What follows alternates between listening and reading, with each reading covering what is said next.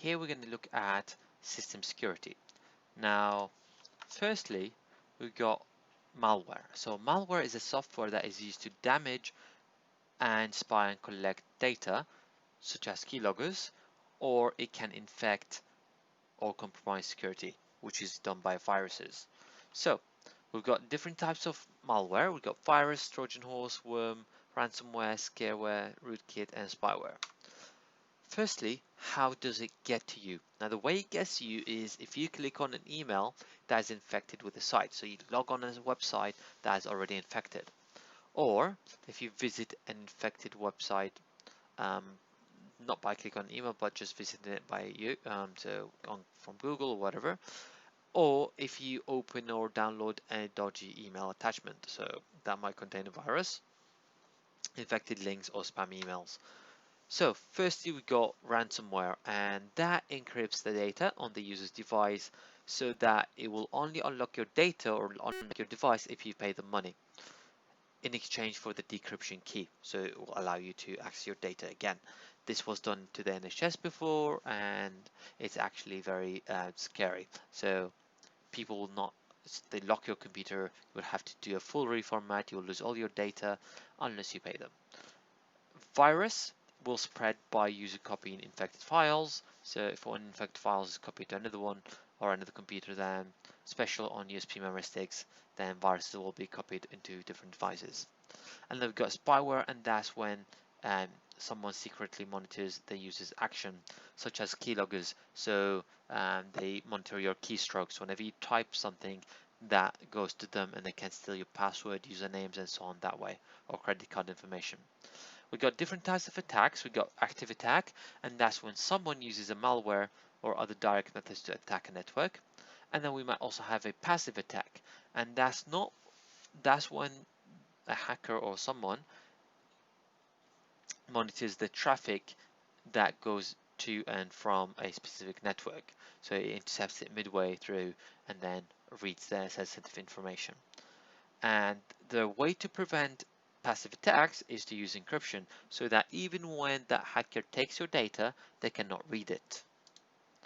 And then insider attack, and that's when someone from the inside, from the actual company, does it. So uses an exploit or exploits the security somehow to steal information. Then we've got another type of attack which is called denial of service, so DOS or DDoS attack. Now, that's when a network or a website is flooded with useless traffic, such as bots, which makes the network very slow or inaccessible. So normally people do it to protest against a company or competition between companies, such as, let's say I have a clothing line, and you sell a similar clothing line, and most of the customers are going to you, not me. I might bring your website down so they come back to me. Something like that.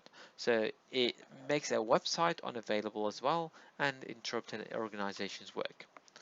Now, brute force is an attack that attempts to decode a specific key or password by attempting all the possible combination. So it's like a bot that is used to guess millions of combinations until it gets it right. This would likely come across a valid combination, and then the hacker will have access to your account. But if you have a strong password or a strong key, then they will not be able to do that, especially if it's a long one. So locking access to users' computer, or if you can to prevent it, you can lock access to user accounts after a certain number of password attempts. For example, if you get your password incorrectly 5 times, you might be locked out of your account for, let's say, 10 minutes or 1 hour. Organizations can also ensure that all users have strong passwords, so all the users on that specific organization can have at least 8 characters, at least some capital letters, numbers, and symbols. And they can also use captcha test after a certain number of attempts. Data interception is when data is intercepted as it is being transmitted, and again that can be prevented by encryption, so it's similar to passive attack. Then we got penetration testing, and that's attempting to hack your own system to identify vulnerability. So for example, we've got a bank who hires someone to hack them, and if that person can hack them, then that person will tell them how they did it. This will then they will fix their vulnerability, so they will fix it.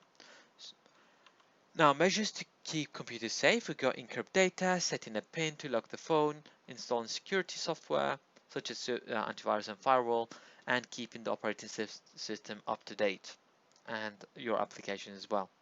Strong passwords, we've covered that before. Uppercase, lowercase, special numbers, and special characters.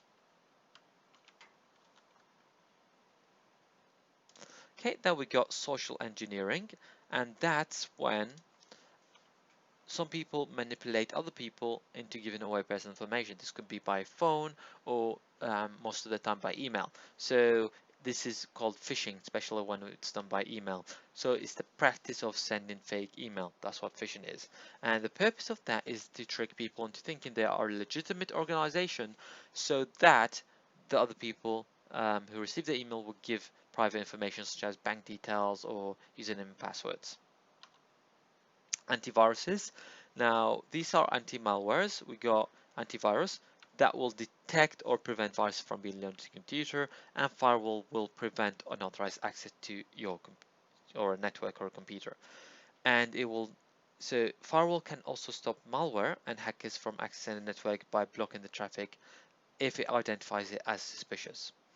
And then SQL injection is another type of attack, and that is used on site.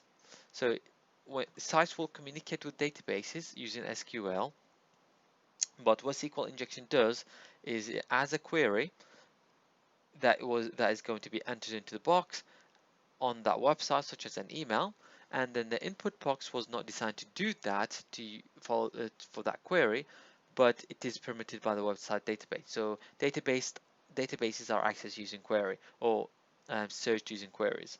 Now the inserted code will run on a database, and that will allow the hacker to gain unauthorized access to the database, and then they can maybe steal users' names and passwords and many other things.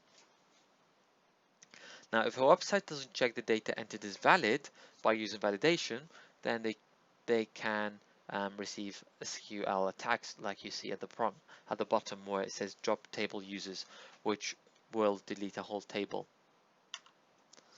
Now, it can be prevented by using input validation so that only intended input will be accepted and nothing else. We've also got user access levels, and access rights may be set on folders so that not everyone can access it. For example, in school, we've got administrators who have access to everything, and then we've got teachers who have access to most of the things, and then students will have access to less files. So different files can be accessed by different people.